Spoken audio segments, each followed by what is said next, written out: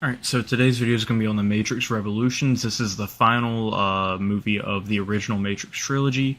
Alright, let's go ahead and get into it. So the plot of this movie is a 7.5. The plot of this movie is basically a war, and there's not really too much you can get into with that. The end of the movie goes a little bit into like a deeper sort of area, but it's not enough to save the plot from being average, which is what 7.5 is for me. It's the average grade. I think there was a movie that came out on Amazon Prime a couple years ago with Chris Pratt in it called The Tomorrow War, and honestly, I'd say that movie probably had a more interesting plot than this movie. So their generic war didn't really sell me on anything. I can't really speak too much on it because that's pretty much almost the entire movie is a generic war. Yeah, let's go ahead and move on to dialogue. Right, so dialogue is a 6.5. This is the lowest of the original trilogy. It just keeps getting worse and worse because they lose the iconic lines, and when there's no iconic lines being spoken, it's just bad dialogue. It's just typical 2000s action movie dialogue, and that is my least favorite type of dialogue because there's nothing new, there's nothing surprising. It's just the same old mush for like whatever it is, 2 hours and 10 minutes or whatever at least. So really not a fan of the dialogue. Not only that, but the actors in this movie are not the best at delivering the lines. So, those two combined, it's just not that great. That kind of leads into the next rating for acting, which is a 6.7 for acting. Again, not a fan of the actors in these movies. I like Lawrence Fishburne, but outside of that, I think that's it. The Martian Manhunter guy. I forgot his name, but he was in this movie, and I liked him in it. But it was pretty much just them. Everybody else, Keanu Reeves and Carrie-Anne Moss and Jada Pinkett Smith, and all of them just mid to bad. It's not even ranging, mid to good. It's just bad to mid, honestly. So at best you're getting nothing, and at worst you're getting, a bad performance. So cinematography for this movie, I give it an 8. There's some pretty impressive visuals as far as I think they're like the robots. What's the name of the robots? I keep forgetting. Robots names in the Matrix.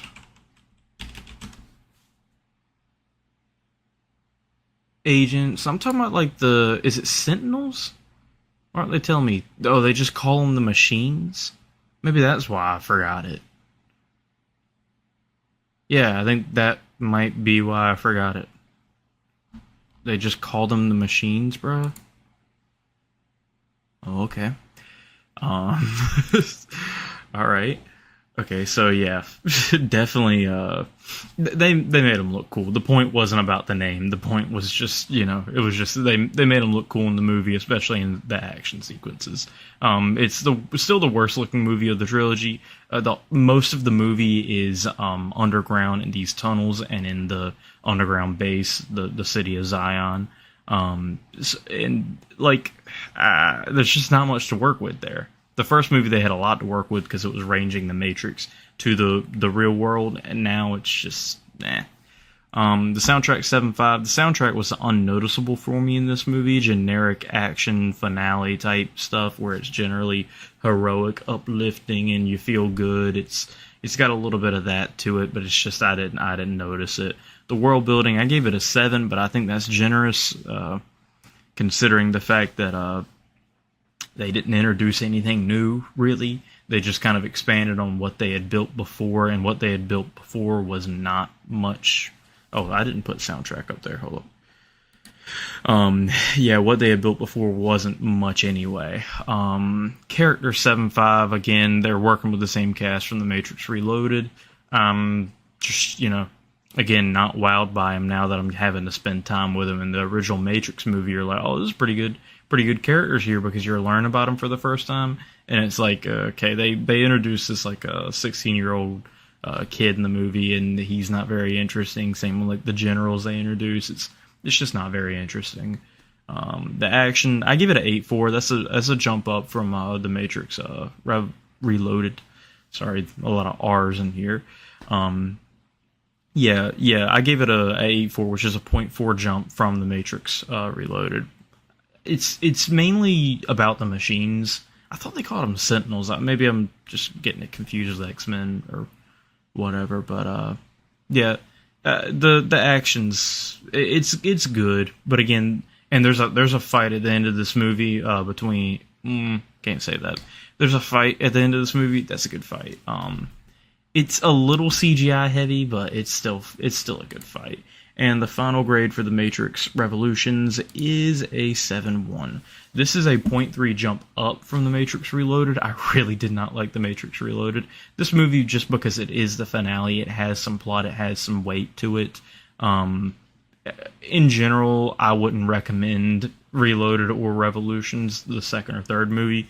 I think if you're interested in, seeing what The Matrix is about, I would just watch the first movie and then stop. You've got the best of it, leave it there. We're going to get into The Matrix Resurrections next video, and that's going to be a fun one. Yeah. Anyway, 7.1 for The Matrix Revolutions. It didn't feel as big of a finale as it should have been for the size of the franchise and the size of the fight. Everything felt typical and expected, and I just don't like it when big movies don't take chances, and this one didn't, so yeah, I got a 7.1. Anyway, thank you guys for watching, and peace.